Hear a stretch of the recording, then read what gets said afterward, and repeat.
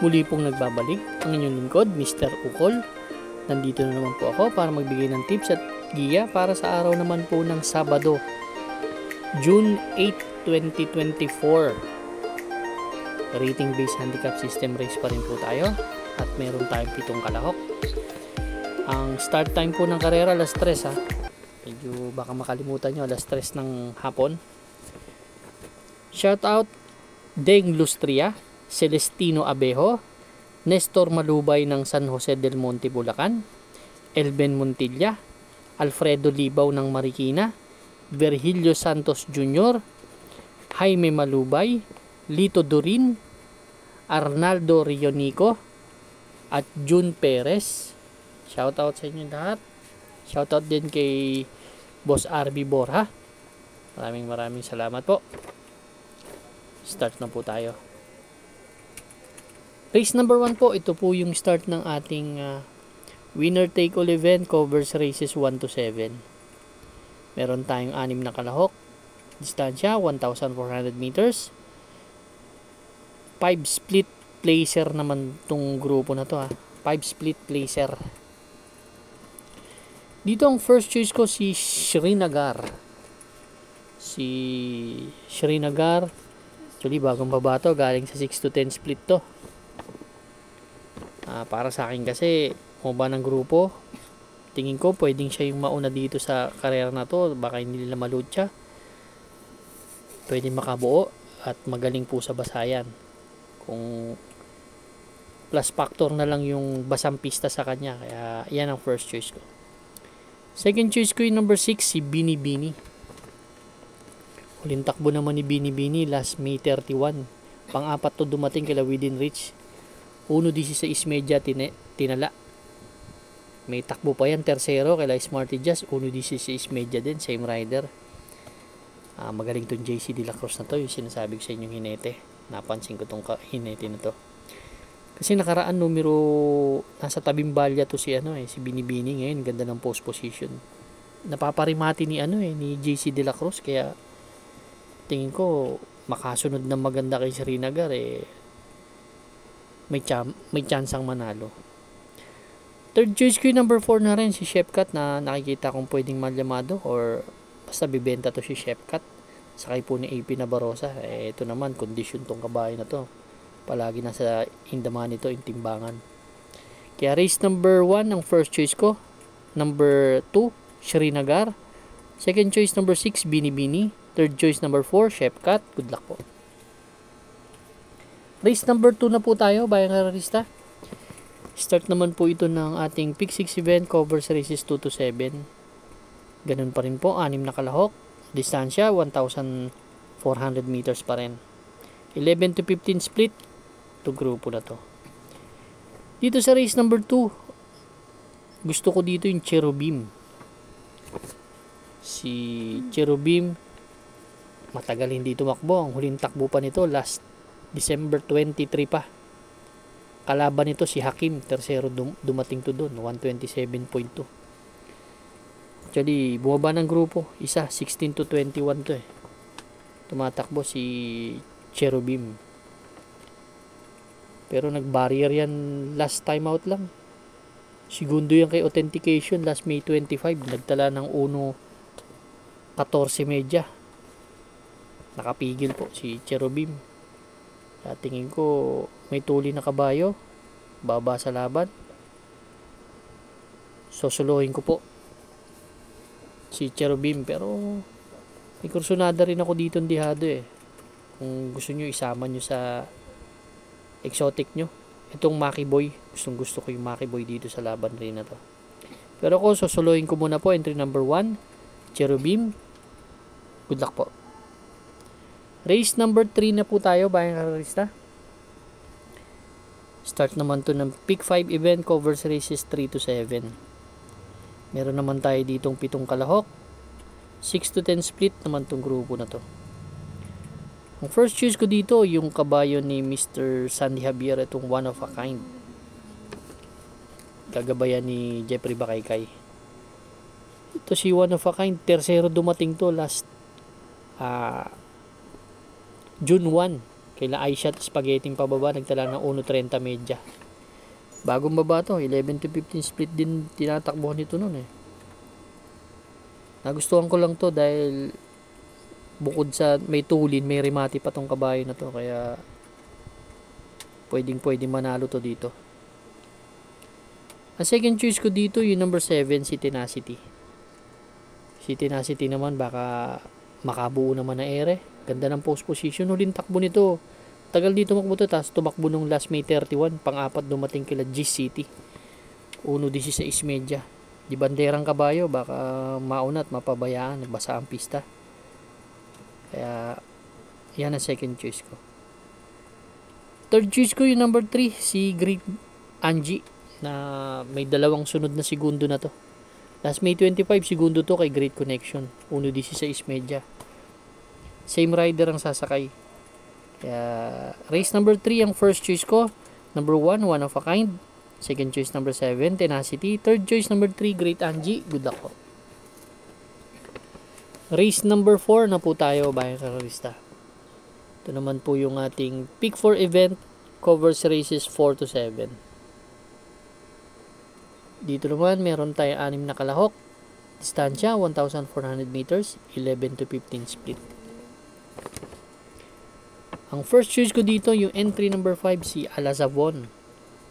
Sakay ni Jomeres Torque. Si Alazabon, huling takbo nito last May 31, segundo to kay Fast Sailing. Nagtala ng 1.14.2. Change jockey naman to from M.A. Alvarez to JMS Torque. Tingin ko gustong gusto na manalo tong kabayo na to. Huling takbo pa nga to, tumersero pa to eh. Maganda lang sa kabayo na to, may tulin, may remate. Kaya tingin ko naman may chance ang manalo talaga to. Kaya yan ang first choice ko. Ang second choice ko yung number 6, si Etnad, Giant Killer. Tingin ko dihado to dito, si Etnad. Ganda kasi ng post position eh. Ito may tulin, may remate din, ganun din. Pag magaling ang kalaban, magaling din to eh. Kaya yan ang second choice ko. Third choice ko yung derimating number 3, si Snow White.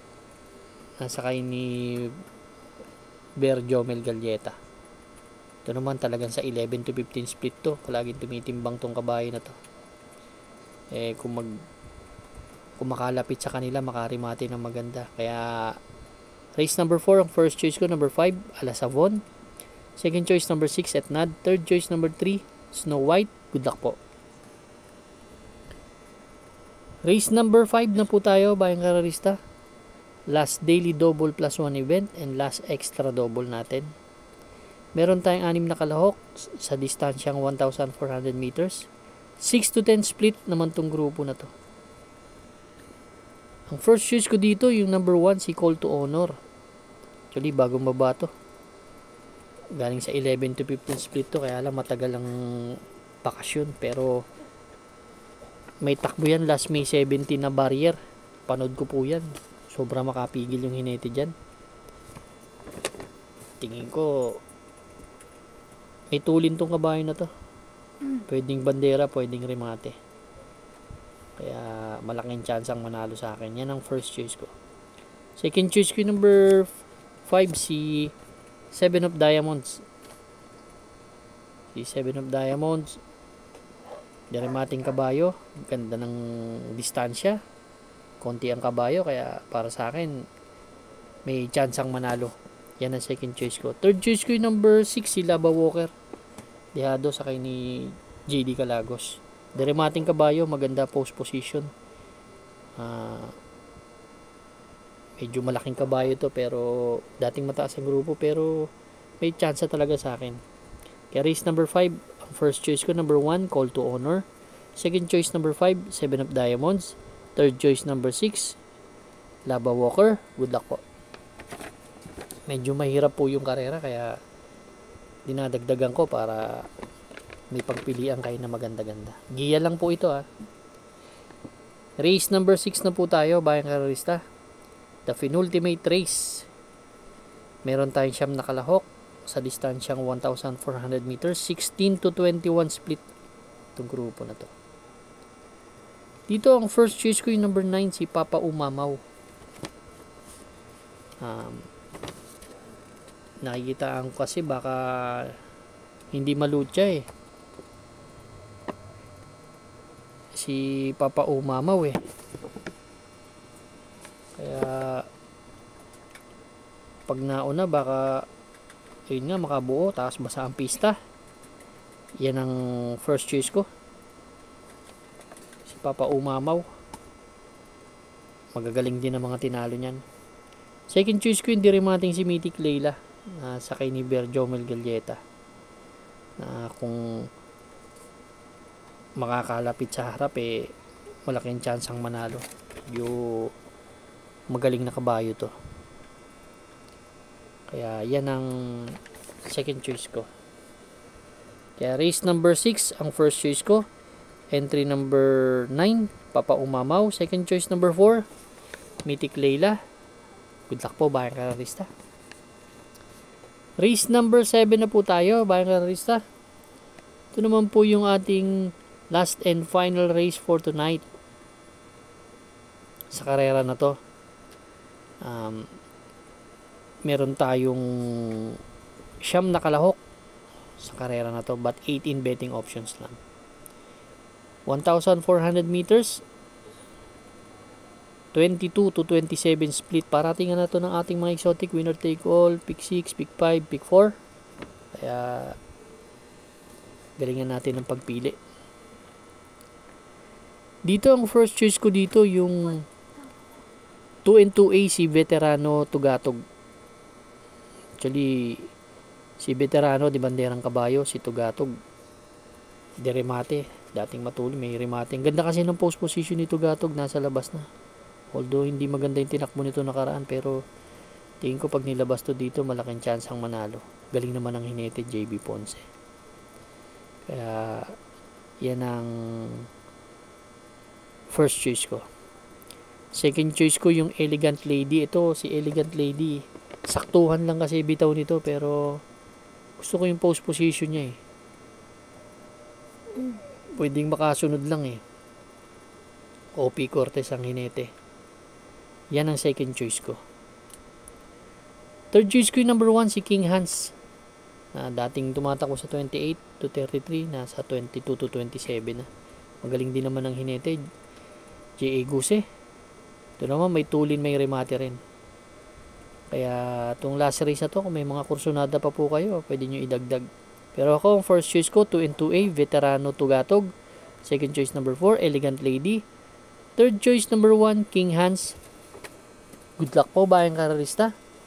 Maraming salamat po sa inyong walang sawang pagtangkilik sa aking munting channel. Good luck and stay safe.